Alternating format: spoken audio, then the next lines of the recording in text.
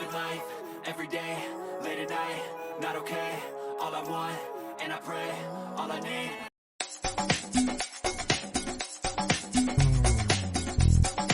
Showbiz Kachika TV. Hello mga kachika!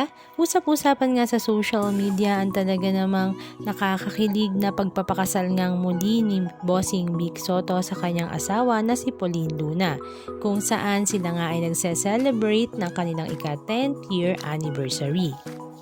Renewal of vows nga ang kanilang ganap na ginanap nga noong Friday, January 30, 2026.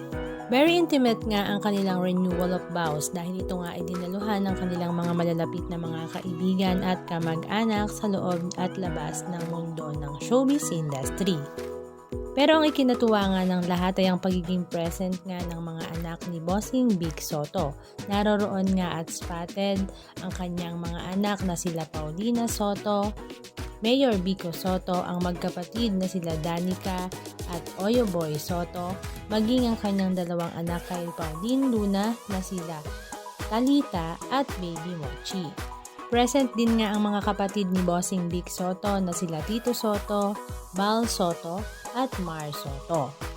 Siyempre naroroon din nga ang pamilya ni Pauline Luna at andon din ang Dabarkads family, kaya naman talaga namang ito ay star-studded. Spotted nga sila Alan Kay, Jose Manalo, Shara Soto, mag-asawang Main Mendoza at Arjo Ataide, maging si Mr. Joey De Leon. Samantala ang kanila namang wedding singer ay si Miss Aiza Segura. Naroroon din nga ang napakagandang si Miss Christine Hermosa at ang asawa nga ni Danica Soto na si Mark Pingris.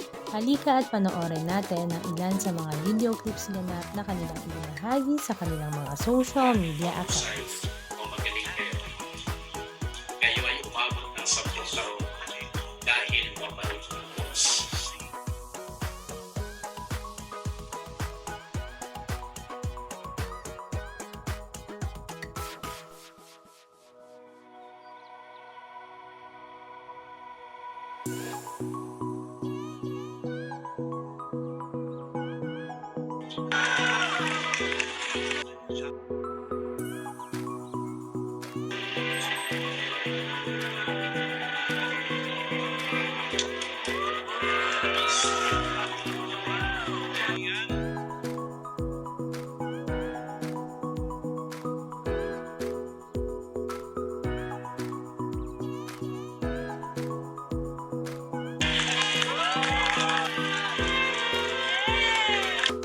Anong masasabi nyo mga kachika? Just comment down below.